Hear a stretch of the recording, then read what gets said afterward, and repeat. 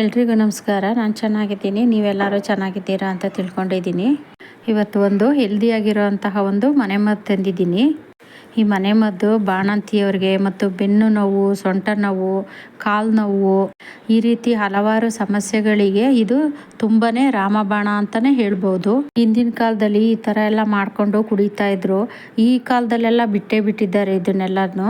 ಇದು ಋತುಮತಿ ಆದಂಥ ಹೆಣ್ಮಕ್ಳಿಗೂ ಒಳ್ಳೆಯದು.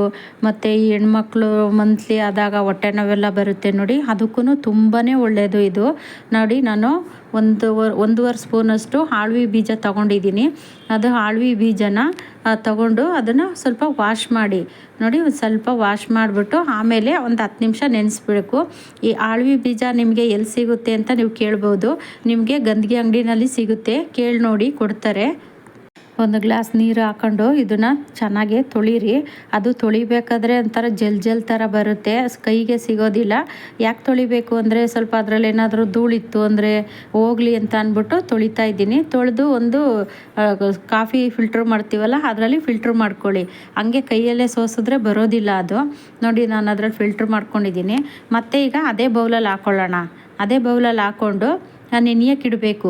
ನೋಡಿ, ಅದು ಹಾಕಿದ್ರೂ ಅದು ಬರ್ತಾನೆ ಇಲ್ಲ, ಎಲ್ಲ ಅದರಲ್ಲೇ ಕಚ್ಕೊಂಡ್ಬಿಟ್ಟಿದೆ. ಒಂದು ಸ್ಪೂನ್ ತಗೊಳ್ಳಿ. ಒಂದು ಸ್ಪೂನ್ ತಗೊಂಡು ಅದನ್ನು ತೆಗೆದ್ರೆ ಬರುತ್ತೆ. ನೋಡಿ, ಆ ಥರ ನೀರು ಹಾಕಿದ್ರೂ ಬರ್ತಾ ಇಲ್ಲ. ನಾನು ಸ್ಪೂನಲ್ಲಿ ತೆಗೆದಿದ್ದೀನಿ. ಸ್ಪೂನಲ್ಲಿ ತೆಗೆದ್ಬಿಟ್ಟು ಅದನ್ನು ಅದೇ ಬೌಲಲ್ಲಿ ಒಂದು ಗ್ಲಾಸ್ ನೀರು ಹಾಕ್ಬಿಟ್ಟು ನೆನೆಸಿಡಿ. ನೀರು ಜಾಸ್ತಿ ಏನು ಹಾಕೋಕ್ಕೆ ಹೋಗ್ಬೇಡಿ, ಒಂದು ಸ್ವಲ್ಪ ಹಾಕ್ಬಿಟ್ಟು ನೆನೆಯೋಕ್ಕಿಡಿ. ಒಂದು 10 ನಿಮಿಷ ನೆನೆಸಿಟ್ರೂ ಆಗುತ್ತೆ, ಇಲ್ಲ ನೀವು ನೈಟು ನೆನೆಸಿಟ್ಬಿಟ್ಟು ನೀವು ಬೆಳಗ್ಗೆನೂ ಸಹ ಮಾಡ್ಕೋಬೋದು. ನಾನು ಒಂದು 10 ನಿಮಿಷ ನೆನೆಸಿಟ್ಟಿದ್ದೀನಿ. ನೋಡಿ, ನೀರು ಹಾಕ್ಬಿಟ್ಟು ನೆನೆಸಿಡೋಣ. ಇದು ಹೆಣ್ಮಕ್ಳ ಸಮಸ್ಯೆಗಂತೂ ತುಂಬಾ ರಾಮಬಾಣ ಅಂತಲೇ ಹೇಳ್ಬೋದು.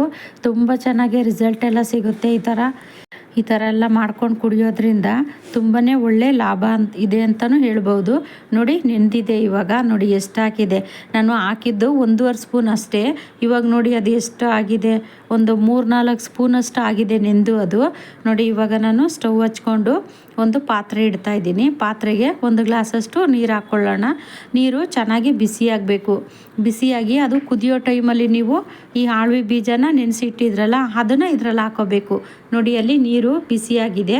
ಇವಾಗ ನಾನು ಅದನ್ನು ಹಾಕೋತಾ ಇದ್ದೀನಿ. ನೋಡಿ, ಅಂದರೆ ಫುಲ್ಲು ನಾನು ಸೌಟಲ್ಲಿ ತೆಗೆದು ಹಾಕ್ತಾಯಿದ್ದೀನಿ. ನೀವು ಹಂಗೇ ಸಹ ಬಗ್ಗಿಸ್ಬೋದು, ಇಲ್ಲ ಅಂದರೂ ಸೌಟಲ್ಲೂ ಸಹ ಹಾಕೋಬೋದು. ನಾನು ಸೌಟಲ್ಲಿ ತೆಗೆದು ಹಾಕ್ತಾಯಿದ್ದೀನಿ. ನೋಡಿ, ನಾನು 1.5 ಸ್ಪೂನ್ ಹಾಕಿದ್ದಕ್ಕೆ 1 ಬೌಲಷ್ಟು ಆಗಿದೆ. ನೋಡಿ, ಇದನ್ನು ನೀವು ಅಂದರೆ ನೀವು 2 ಗ್ಲಾಸ್ ಮಾಡ್ತೀರಾ, 3 ಗ್ಲಾಸ್ ಬೇಕಾ, ಅದ್ರ ಮೇಲೆ ನೀವು ಡಿಪೆಂಡು. ನೀವು ಎಷ್ಟು ಬೇಕಾದರೂ ಹಾಕ್ಕೋಬೋದು. ನಾನು 1.5 ಸ್ಪೂನ್ ಅಷ್ಟೇ ಹಾಕ್ಕೊಂಡಿದ್ದೆ. ನೋಡಿ, ಇವಾಗ ಅದು ಕುದಿಯೋ ನೀರಿಗೆ ಇದನ್ನು ಹಾಕ್ಬಿಟ್ಟು ಚೆನ್ನಾಗಿ ಇದನ್ನು ಬೇಯಿಸ್ಕೊಳ್ಳಿ. ಇದನ್ನು ಕೆಲವರು ಬೇಯಿಸ್ತಲೇ ಹಂಗೇನು ತಿಂದು ಸಹ ನೀರು ಕುಡಿಬೋದು. ಇದು ಏನು ತೊಂದರೆ ಅಂತ ಏನೂ ಆಗೋದಿಲ್ಲ. ನೋಡಿ, ಬೇಯಿಸಿಲ್ಲ ಅಂದ್ರೂ ತಿನ್ಬೋದು, ಬೇಯಿಸ್ಕೊಂಡು ಸಹ ತಿನ್ಬೋದು. ಅಂದರೆ ಇದನ್ನು ಪಾಯಸ ರೀತಿಯಲ್ಲಿ ಮಾಡ್ಕೋಬೋದು ಅಷ್ಟೇ. ನೋಡಿ, ನಾನು ಅದು ಕುದೀತಾ ಇದೆ. ನೋಡಿ, ಈ ಥರ ಚೆನ್ನಾಗಿ ಕುದಿಸ್ಕೊಂಡು ಇದಕ್ಕೆ ನಾವು ಒಂದು ಅರ್ಧ ಬೌಲಷ್ಟು ಬೆಲ್ಲ ನಿಮಗೆ ಪುಡಿ ಬೆಲ್ಲ ಆದರೆ ಅಂಗಡಿನಲ್ಲೂ ಸಿಗುತ್ತೆ, ಇಲ್ಲ ಅಂದರೆ ಅಚ್ಚು ಬೆಲ್ಲ ಇರುತ್ತಲ್ಲ, ಅದನ್ನೇ ಸಹ ಮನೆಯಲ್ಲೂ ಪುಡಿ ಮಾಡಿಕೊಂಡು ಸಹ ಹಾಕೋಬೋದು. ಈ ಬೆಲ್ಲದ ಪುಡಿನ ಯಾಕೆ ಯೂಸ್ ಮಾಡ್ತೀವಿ ಅಂದರೆ ಇದರಲ್ಲಿ folic acid, omega 3 fatty acid ಇವೆಲ್ಲ ನಮ್ಮ ಆರೋಗ್ಯಕ್ಕೆ ತುಂಬಾ ಒಳ್ಳೆಯದು. ಇದ್ರ ಜೊತೆಗೆ ನೀವು ಒಣ ಶುಂಠಿ ಮತ್ತು ಅರಿಶಿನ ಪೌಡ್ರನ್ನು ಸಹ ಸೇರಿಸ್ಕೋಬೋದು. ನಾನು ಅದು ಯಾವುದನ್ನು ಹಾಕಿಲ್ಲ, ನಿಮಗೆ ಬೇಕು ಅಂದರೆ ನೀವು ಸೇರಿಸ್ಕೋಬೋದು.